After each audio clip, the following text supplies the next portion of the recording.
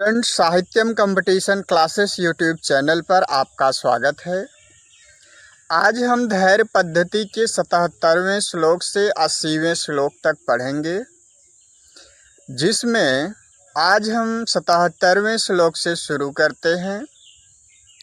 शुरू करने से पहले हम आपको सूचना दे दें कि अगर आप हमारे चैनल पर पहली बार आए हैं तो चैनल को लाइक, शेयर और सब्सक्राइब कर दें, जिससे आने और साथ में बेल आइकन भी दबा दें, जिससे आने वाली वीडियो का नोटिफिकेशन आपको प्राप्त होता रहे।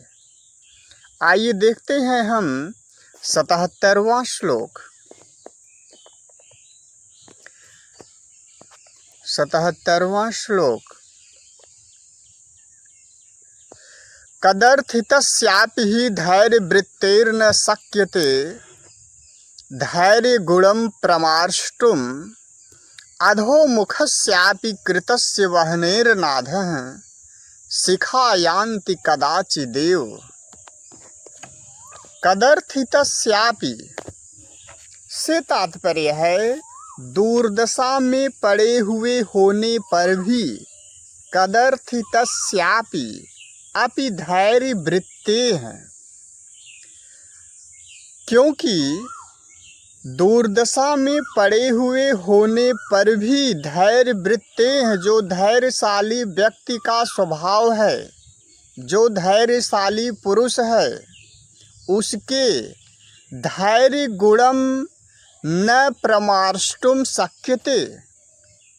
धैर्य गुणम न प्रमार्ष्टुम शक्यते, उसके उस धैर्यशाली व्यक्ति के जो धैर्य नामक गुण हैं, उसको न प्रमाष्टुम, उसको मिटाया नहीं, शक्यते, मिटाया नहीं जा सकता है, प्रमाष्टुम न शक्यते।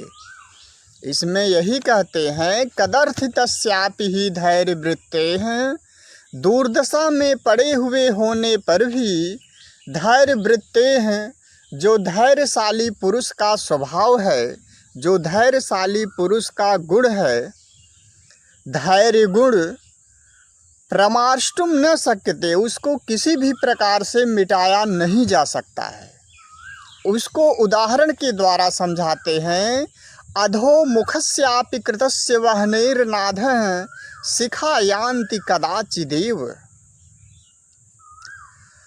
वह्नेः अधोमुखस्यापि कृतस्य, वह्नेः अग्नि का जो मुख है, उसको अधोमुख कर देने पर, अधोमुखस्यापि कृतस्य, उसको अधोमुख कर देने पर भी, अग्नि का मुख नीचे की ओर कर देने पर भी, वह्नेः शिखा, जो अग्नि की ज्वालाएं हैं, जो अग्नि की लपट है, कदाचित एव, किसी भी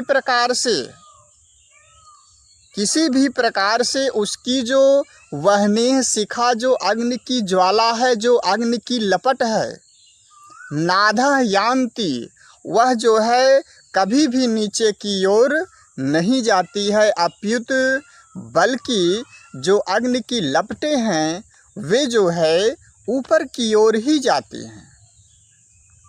इसमें यही प्रतिपादित किया गया है कि धैर्यशाली व्यक्ति जो है, वह उसका जो धैर्यता नाम का जो गुण है, वह संकट में पड़ने पर भी उसको किसी भी प्रकार से मिटाया नहीं जा सकता है। जिस प्रकार से अग्नि अधोमुख की गई जो आग की ज्वालाएं हैं, उसको मिटाया नहीं जा सकता है, उसी प्रकार से धैर्य पुरुष जो है अपना धैर्य नहीं छोड़ता है, क्योंकि यह उसका स्वभाव है, यह उसका नैसर्गिक गुण है, यह उसका नैसर्गिक गुण है। इसमें दृष्टांत अलंकार है और उपजाति छंद है। अब हम अगला श्लोक देखें। डियर स्टूडेंट्स, अब हम पढ़ेंगे 78वां श्लोक धैर्य पद्धति का। वरम श्रृंगौति शंकात हिम शिखरिणः क्वापि विषमे पतित्वायं कायः कठिन दृशदंतर विदलितः वरम न्यस्तो हस्तः फणिपति मुखे तीक्ष्ण दशने वरम वहनो पातस्तदपि न कृतः शील वलयः। सबसे पहले हम मुख्य शब्द के जो है अर्थों को समझ लेते हैं। जैसे इसमें श्रृंगोत संगात, श्रृंगोत संगात का अर्थ है पर्वत शिखर के उन्नत भाग से अर्थात ऊपरी हिस्से से।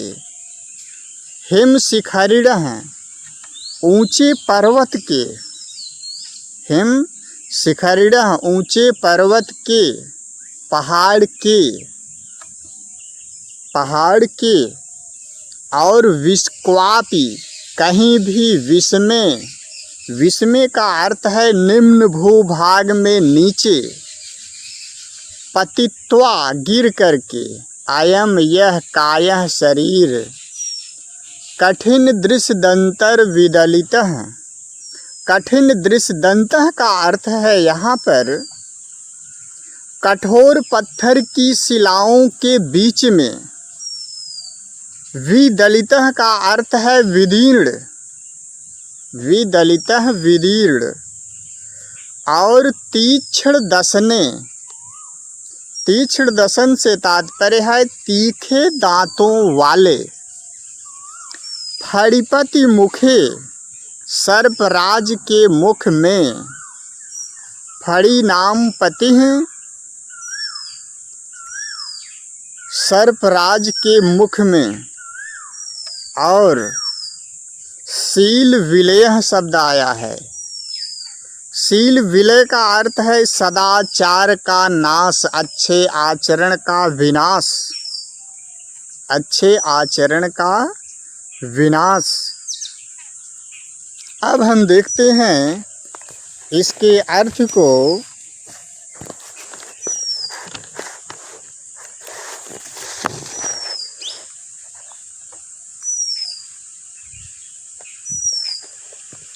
अयम कायः, अयम कायः इस शरीर को, इस शरीर को हिम शिखरिणः ऊंचे पर्वत के, ऊंचे पहाड़ के, शिखर के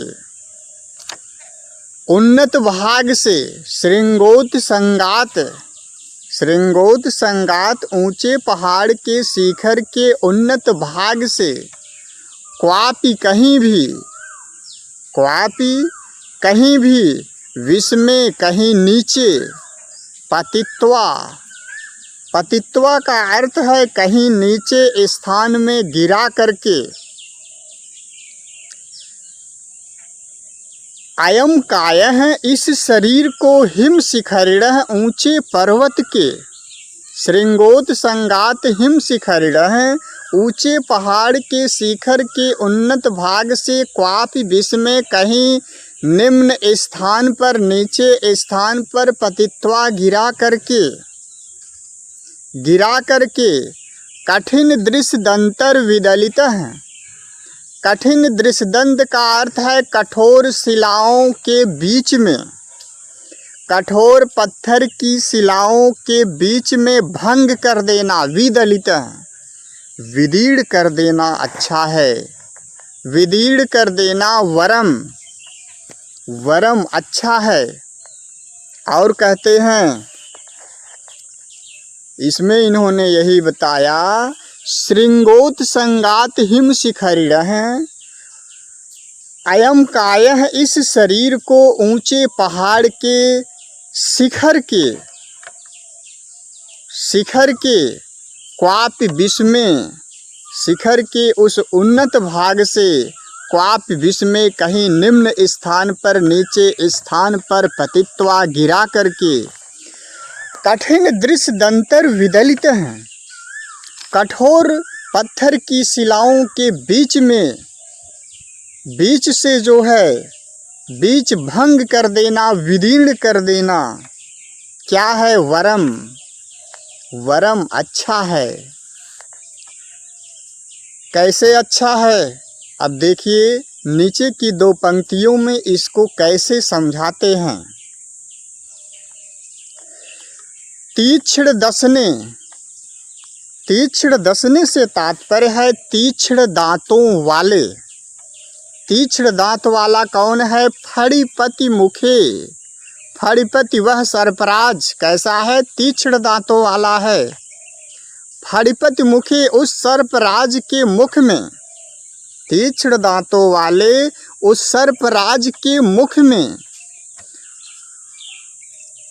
हस्तः न्यस्तो वरम, हाथ डाल देना वरम अच्छा है, हाथ डाल देना श्रेयस्कर है, हाथ डाल देना अच्छा है। किसके मुख में? फणिपति मुखे, उस सर्पराज के मुख में। उस सर्पराज का मुख कैसा है? तीक्ष्ण दसन, वह तीक्ष्ण दांतों वाला है, वह तीक्ष्ण दांतों वाला है। तीक्ष्ण दसने फणिपति मुखे, तीखे दांतों वाले फणिपति मुखे उस सर्पराज के मुख में हस्तः न्यस्तो वरम, हाथ डाल देना श्रेयस्कर है। और कहते हैं परंतु शील विलयः वह्नोपातः, अग्नि में गिरकर, अग्नि में गिर करके, अग्नि में जलती हुई अग्नि में, जलती हुई अग्नि में पातः गिरना, कूदना भी वरम श्रेष्ठ है, श्रेयस्कर है। जलती हुई अग्नि में वह्नौ पातः वरम, जलती हुई अग्नि में मरना जो है, कूदना श्रेयस्कर है।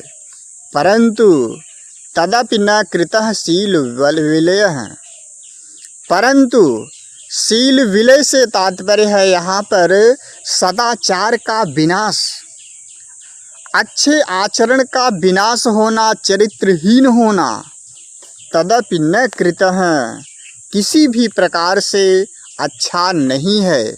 इसमें यही कहते हैं कि जलती हुई अग्नि में वह्नोपातः वरम, जलती हुई अग्नि में गिरना जो है श्रेष्ठ है। परंतु तदपि शील विलयः न कृतः, परंतु सदाचार का विनाश, अच्छे आचरण का विनाश, चरित्रहीन होना न कृतः, वह किसी भी प्रकार से अच्छा नहीं है। इस श्लोक में यही प्रतिपादित किया गया है कि चरित्र की रक्षा हर संभव करनी चाहिए, क्योंकि चरित्र हानि के पश्चात व्यक्ति का अस्तित्व जो है समाप्त हो जाता है। अर्थात चरित्रहीन का सब कुछ नष्ट हो जाता है। इसीलिए कहा गया है वृत्तम यत्नेन संरक्षेत, वृत्तम यत्नेन संरक्षेत वित्तम आयाति याति च, अक्षीणो वित्ततः क्षीणो वृत्तस्तु हतो हतः। अर्थात चरित्र की जो है रक्षा हर तरह से करनी चाहिए। धन तो आता है और चला जाता है।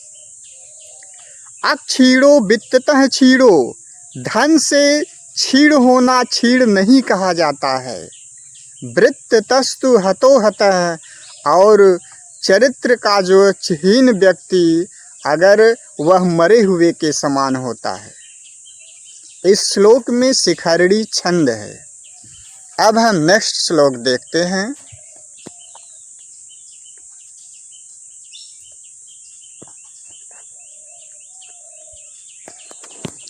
वह्निस्तस्य जलायते जलनिधिः कुल्यायते तत्क्षणात्, मेरुः स्वल्प शिलायते मृगपतिः सद्यः कुरंगायते, व्यालो माल्य गुणायते विषरसः पीयूष वर्षायते, यस्यांगे अखिल लोक वल्लभ तमम शीलम समुन्मीलति।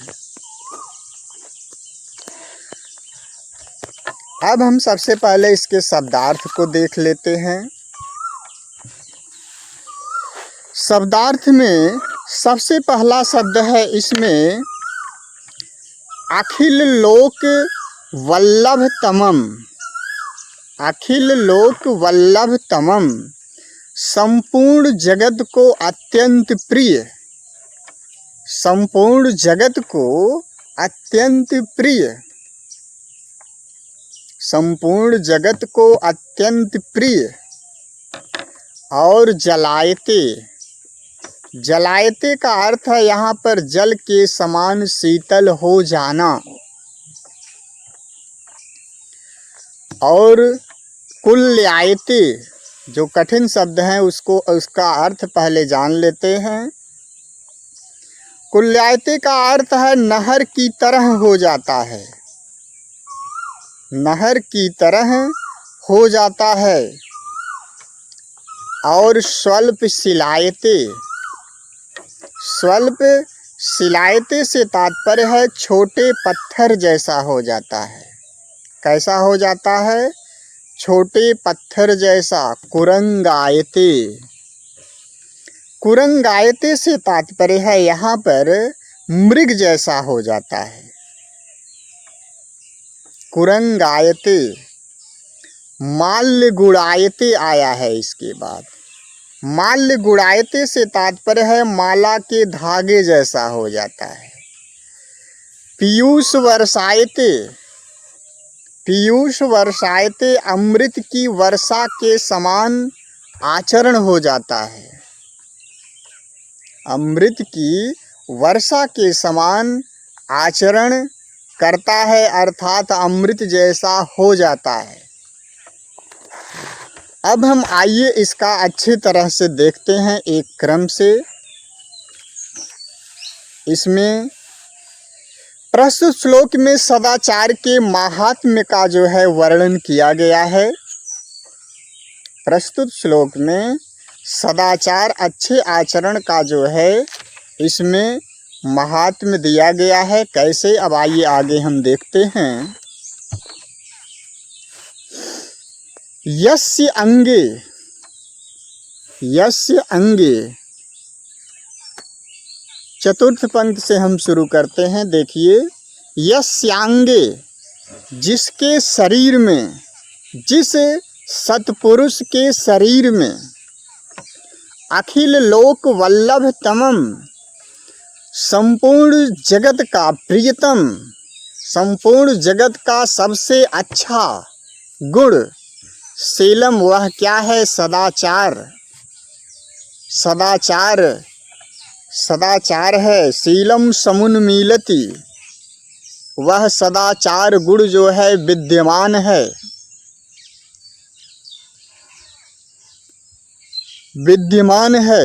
यस्यांगे अखिल लोक वल्लभ तमम शीलम समुन्मीलति, यस्यांगे जिस सत्पुरुष के शरीर में संपूर्ण जगत का प्रियतम गुण, सबसे अच्छा गुण सदाचार जो है विद्यमान है, सुशोभित है, हो रहा है। और वह्नि जलायते, वह्नि जलायते अग्नि जो है उस महापुरुष के लिए अग्नि कैसी है? जलायते जल के समान शीतल हो जाता है। उस महापुरुष के लिए अग्नि जल के समान हो जाता है। और जल निधि, जल निधि जो समुद्र है वह तत्काल कुल्यायते छोटी नहर के समान हो जाता है। समुद्र जो है तत्काल छोटी नहर जैसा सुलंघ अच्छी तरह से लांघने योग्य हो जाता है। और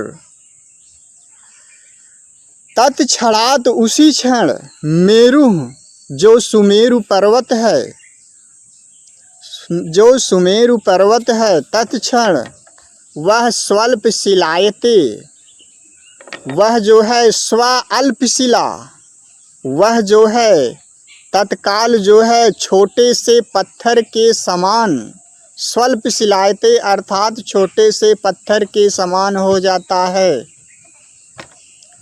मेरु स्वल्प शिलायते, मेरु जो है सुमेरु पर्वत छोटे से पत्थर के समान हो जाता है।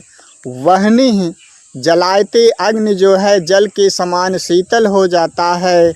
जल निधि जो समुद्र है वह जो है कुल्यायते वह छोटी नहर जैसा सुलंघ हो जाता है।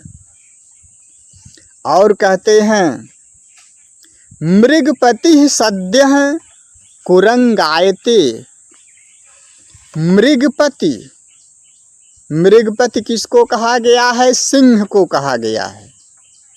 मृगपति सिंह जो है सद्यः शीघ्र, कुरंगायते सिंह जो है शीघ्र, मृग अर्थात वह हरिण के समान, वह हरिण के समान हो जाता है। कुरंगायते मृगपति सद्यः कुरंगायते, जो सिंह है वह शीघ्र जो है कुरंगायते वह हरिण के समान हो जाता है। और ब्यालो माल्य गुड़ायते, ब्यालह से तात्पर्य है यहाँ पर सर्प।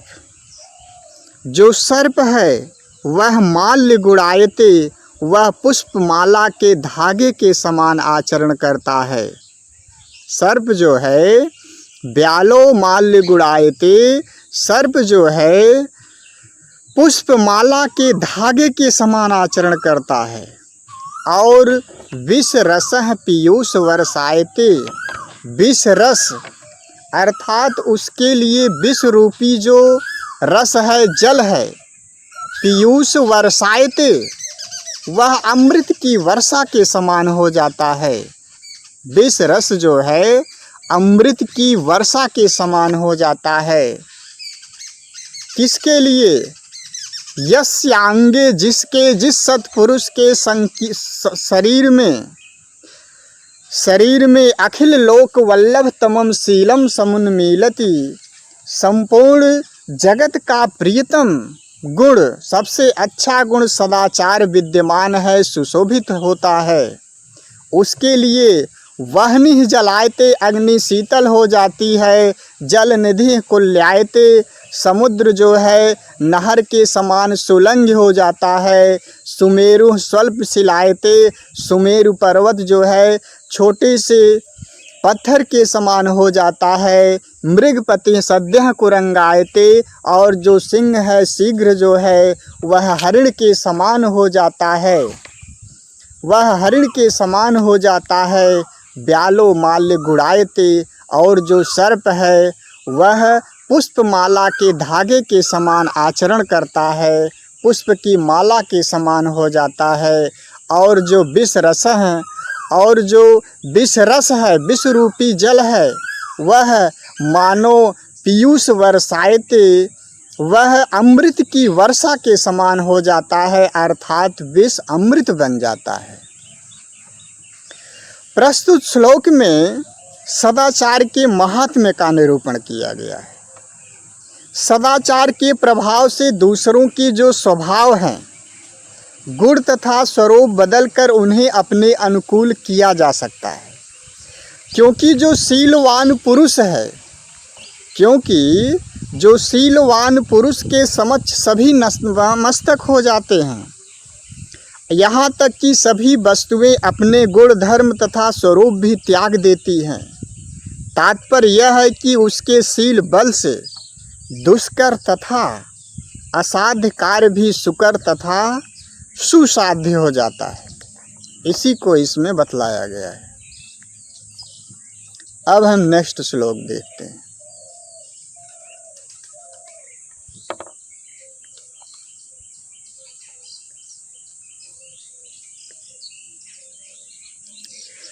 ऐश्वर्यस्य विभूषणं सुजन्ता, शौर्यस्य वाक् संयमो, ज्ञानस्योपशमः श्रुतस्य विनयो, वित्तस्य पात्रे व्ययः, आक्रोधस्तपसः क्षमा, प्रभवितुः धर्मस्य निर्व्याजता, सर्वेषामपि सर्वकारणमिदं शीलं परम भूषणम्।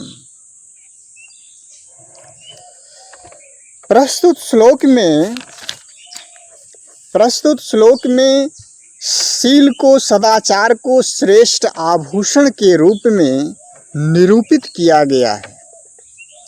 क्योंकि संसार में जो सुजनता आदि ऐश्वर्य के आभूषण माने गए हैं, परंतु इनमें जो सर्वोत्कृष्ट आभूषण सदाचार है, यही जो है सभी का कारण है।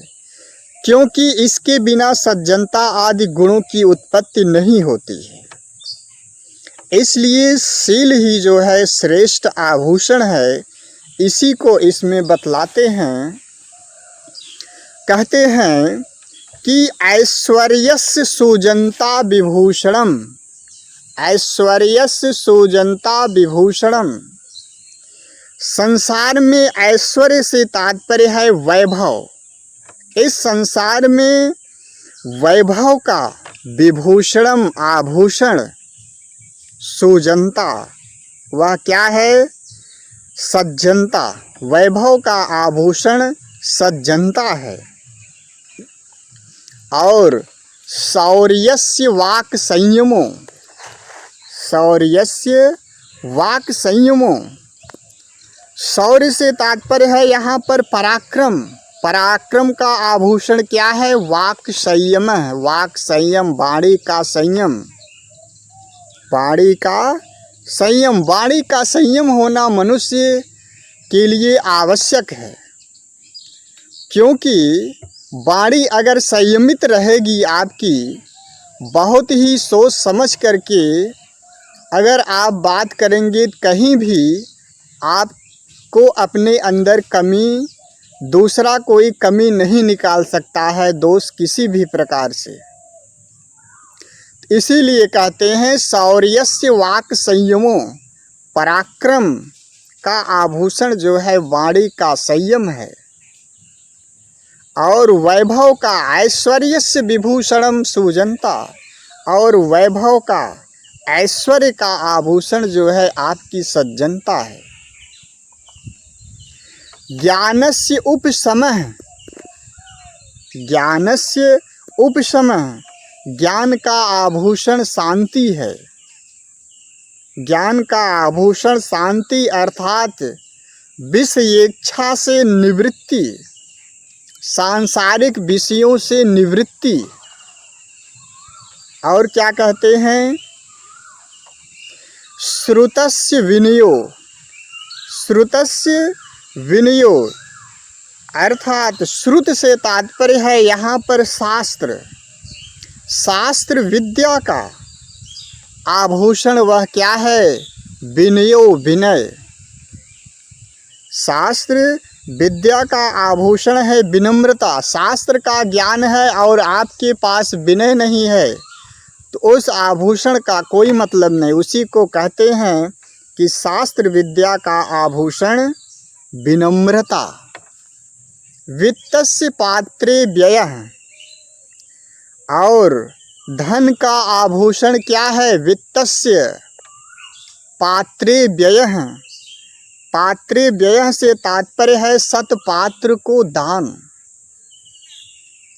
सतपात्र को दान।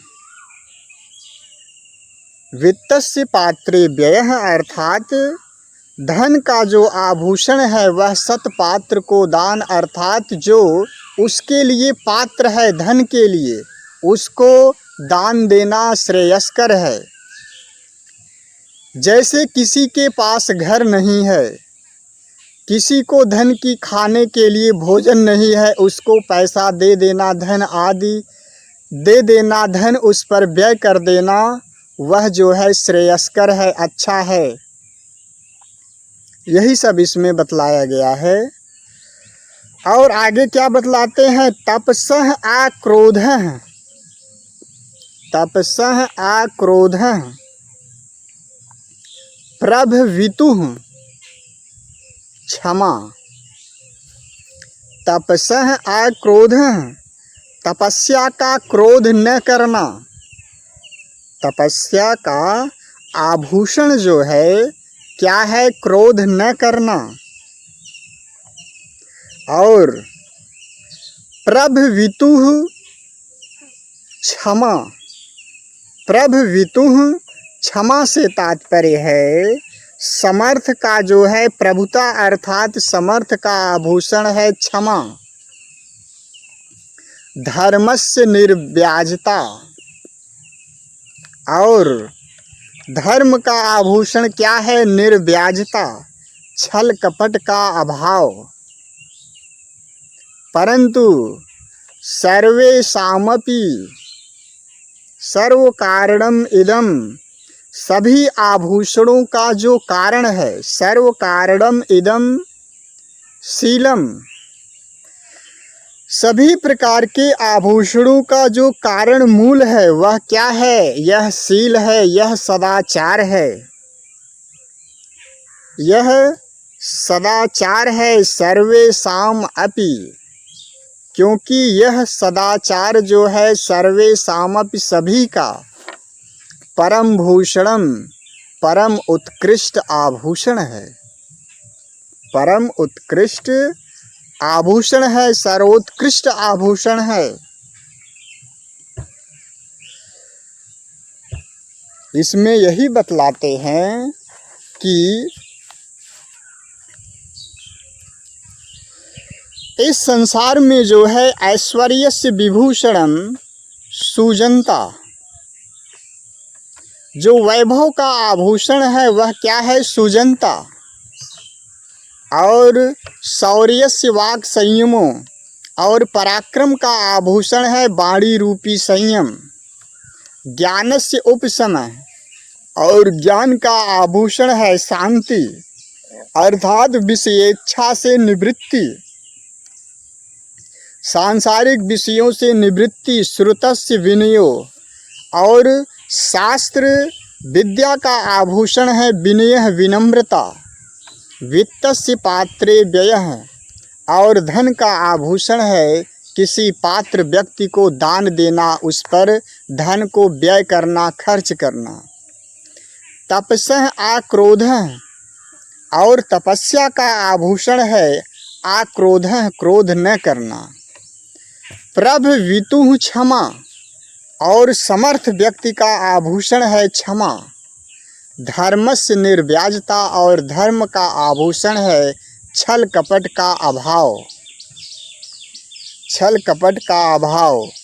परंतु सर्व कारणम इदम शीलम, परंतु सभी प्रकार के आभूषणों में यह जो सदाचार है, सर्वेषामपि, सर्वेषाम अपि, यह सदाचार सभी का, परम भूषणम, सबसे सर्वोत्कृष्ट आभूषण है।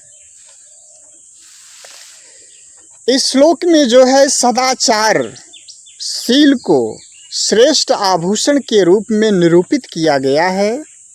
और संसार में जो सुजनता आदि ऐश्वर्य के आभूषण माने गए हैं, परंतु उनमें सर्वोत्कृष्ट आभूषण क्या है? वह सदाचार है। और इस श्लोक में शार्दूल विक्रीडित छंद है।